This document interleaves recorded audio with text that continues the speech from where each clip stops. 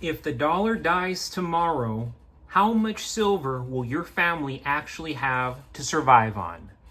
Good evening, folks, and welcome back to another episode of Silver Dad Knows. Remember, always live with no edits. If this is your first time here, hit that subscribe button now, as you're going to like what I'm about to say. So yes, folks, just to begin this evening, I am presenting to you right here a beautiful piece right here. It's actually Silver Sun's newest gift, but you're looking at a 2024 1-ounce silver Superman piece made from .999 fine silver and has a limited mintage of only 15,000 worldwide, which makes it highly collectible because, come on, it's Superman, and aside from it being Superman, this is a cool looking piece. So let's check out the averse. You'll see the Samoan coat of arms, the country of issue, face value, year, weight, and purity. Then the reverse, which is what really sold me. It shows Superman standing on top of a building, fists clenched, ready to face whatever villain comes next. It's got that classic Justice League vibe that comic fans love, especially myself, because I grew up watching the Justice League, and it's actually a show that I've shown my son, and for it being more modern, still very, very timeless. This coin is legal tender in Samoa, a stunning island nation in the South Pacific known for its rich culture and natural beauty. DC Comics continues to honor their legendary heroes. Superman has been a part of the Justice League since the very beginning in the 1960s, alongside icons like Batman, Wonder Woman, The Flash. So, if you're into silver or superheroes or both, this is one you do not want to miss. Add it to your stack while it's still available for as low as $40 to $41 with free shipping. I think that's actually excellent pricing for a piece that is surely going to double, triple in premiums in the near future. And real quick, folks, before I continue, I want to give a quick shout out, and this is to my always loyal subscriber. Here we go. Terry Everton, 2482. There is no more middle class. Fiat currency in its current form exists primarily to keep the working class in fear of perceived poverty. In our society, homelessness is a necessity to keep the rest of us in line. Wow. Very bleak, very enlightening comment coming right there from Terry Everton, 2482. And we look around and yeah, I mean, there really is no more middle class. Now it's like you're working poor or you're working barely to get by. Yeah, you might have a $300,000, $400,000, $500,000 house. You might have nice cars, but do you got $500,000 sitting in the bank? Do you got $1 million sitting in the bank? And it's like the reality is no. I mean, pretty much everybody is part of the working class. And very easily, they skip months, maybe up to a year, 2 years, 3 years not working. They go broke. Even if these people, like I said, have $300,000, $400,000, $500,000 houses, they don't have $300,000, $400,000, $500,000 to back themselves up long term. Most people, at least, you know. And it's a unfortunate reality, but it is the reality. Look at your neighbors.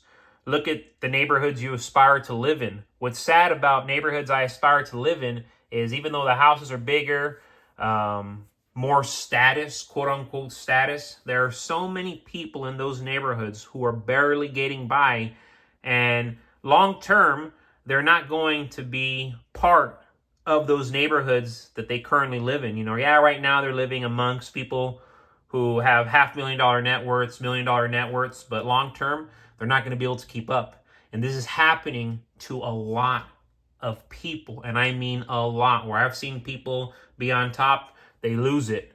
Man, again, it's a wicked cycle, but the reality is reality. When it comes to securing your family's financial future, silver stands as one of the most timeless and practical forms of wealth preservation. In times of economic turmoil, currency devaluation, or systemic disruption, precious metals often retain their value when paper assets crumble. That's why it's wise to not only stack silver for yourself, but to ensure that every member of your household is accounted for. A solid starting point is 200 ounces of silver per person. This number is not random. It's a realistic yet substantial base amount. At 200 ounces, each person in your household has a meaningful hedge against inflation and potential future economic instability. For a 3-person household, a couple with 1 child, that means a minimum stack of 600 ounces. This gives your family a buffer of real, tangible value that's easily stored, historically reliable, and potentially life-changing when fiat systems fail or purchasing power erodes. And if you do the math, say you are one of these people, you're married, you have 1 kid at home, 600 ounces, again, do the math, that's not that much money.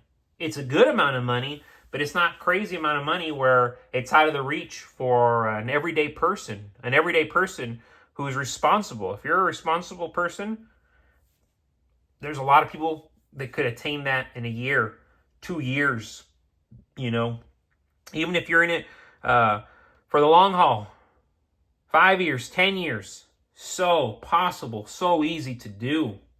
Silver serves as a generational asset, ultimately.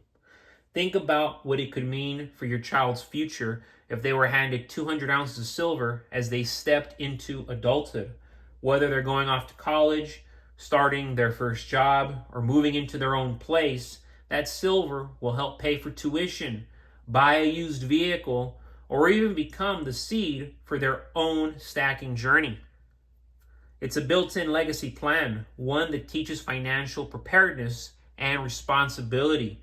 And in truth, looking back, man, if I would have inherited 200 ounces of silver when I moved out of the house, it would have helped me tremendously. Of course, I was a foolish kid, and thank goodness my parents didn't give me money, Some of us have to learn the hard way, and it definitely benefited me to do so. You raise good kids, you have good kids, and there's something special about them where they're not going to act wild and be part of that cliche crowd that acts so foolish in their early 20s, late teens. Heck yes. Let me help you out, son or daughter. Let me help you out because I know you're responsible and I know you're a good steward of your money and you're going to be a good steward of your money. Those people do exist.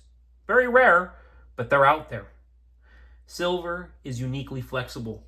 Unlike real estate or complex investments, it can be divided, sold in small amounts, and traded in everyday scenarios. It's portable wealth, ideal in uncertain times.